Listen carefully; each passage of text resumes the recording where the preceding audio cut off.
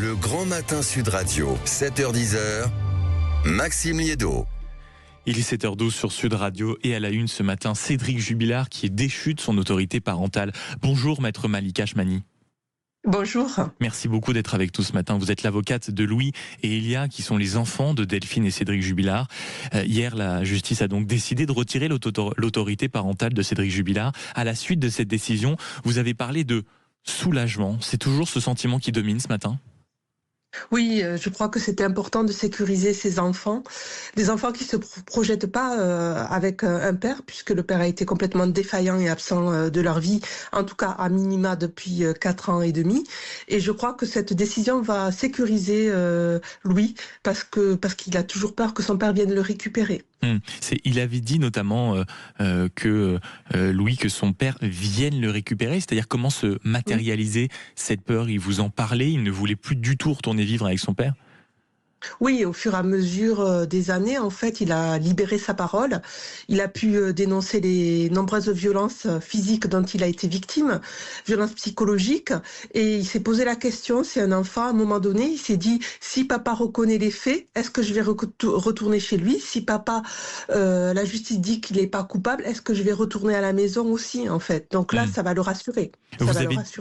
Et vous avez dit que c'était important qu'il ne puisse plus, Cédric Jubilard, interférer dans la vie de ses enfants. Ça veut dire que depuis le début de cette affaire, d'une certaine manière, il essayait encore d'avoir une prise sur eux. Il y avait des contacts ou en tout cas une volonté d'être présent un maximum, même depuis son incarcération ? Ah non, pas du tout. Pas du tout. C'était très ponctuel. On va dire que sur 4 ans et demi, il y a moins de 10 lettres qui ont pu être écrites de la part de Cédric Jubilard. Mais pour autant, une convocation devant le juge des enfants où il est présent, où le juge va lui rappeler qu'il faut qu'il se remette en question, qu'il essaie de travailler sur sa posture.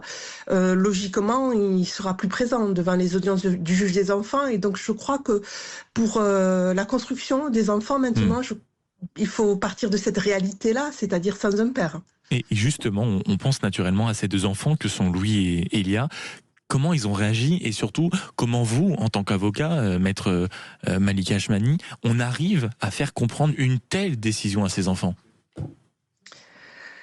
Avec des mots simples, en fait. C'est-à-dire qu'à un moment donné, la justice s'est questionnée et la justice a tranché, a indiqué que pour eux, il y avait assez d'éléments pour dire que papa avait tué maman, en fait.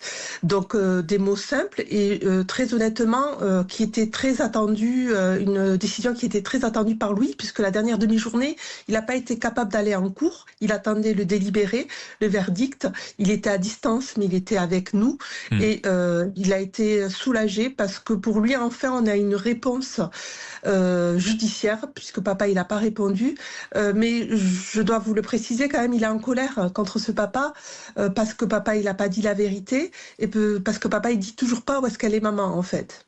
Mais c'est encore ça qui domine chez lui. Oui, tout à fait. Il faut aussi peut-être revenir, et c'est pas vraiment par pur plaisir d'être voyeuriste, mais il faut quand même rappeler aussi les violences. Il n'y avait pas seulement la condamnation et les faits qui sont reprochés à Cédric Jubilard, il y a aussi la violence qu'il exerçait sur son fils. Il y avait des gifles, des insultes, des mises à genoux sur des Legos. Vous parliez tout à l'heure de violence psychologique, mais ça n'était précisément pas que psychologique. Non, tout à fait. Il y avait des violences physiques qui étaient régulières, récurrentes, d'une extrême violence. Une ex-petite amie de Cédric Jubilard a pu indiquer qu'il se prenait des gifles qu'elle aurait elle-même pas aimé recevoir, en fait. Et donc une violence extrême. Il lui tirait les oreilles, il le tapait contre la tête. Donc il a pu raconter un épisode, Louis, où il avait la tête qui s'est cognée contre la table, et lui, il dit qu'il a perdu une dent à ce moment-là, en fait. C'est pas des violences légères, des violences ponctuelles, c'est pas des violences minimes ou accidentelles ou dans un contexte précis, en fait. C'était beaucoup de maltraitance, beaucoup de maltraitance. Et on sait que les avocats et Cédric Jubilard feront appel de la décision, en tout cas de ce qui s'est passé au niveau pénal. Est-ce que d'une manière ou d'une autre, cela peut avoir une incidence sur la décision qui est tombée hier ? Oui, parce que logiquement, ils vont faire appel de la décision de l'arrêt civil, en fait. Hein. Aussi. Ça va avec l'arrêt pénal. On me pose souvent la question de savoir qu'est-ce qui se passe s'il est acquitté. Logiquement, il n'y a pas de raison d'être de ce retrait, puisque c'est une peine accessoire aussi, une disposition civile par rapport à la condamnation pénale. Voilà, donc logiquement, il faut faire appel sur le tout. Et de toute façon, il remet en question la totalité, donc sa culpabilité. Et donc forcément, il n'acceptera pas un retrait de l'autorité parentale, Cédric Jubilard. Maître Malika Chmani, je vous remercie d'avoir été avec nous ce matin sur Sud Radio. Je rappelle que vous êtes l'avocate de Louis et Elia, les enfants de Delphine et Cédric Jubilard, soulagés, comme vous nous le dites ce matin, à la suite du retrait de l'autorité parentale de Cédric Jubilard. Il est 7h17.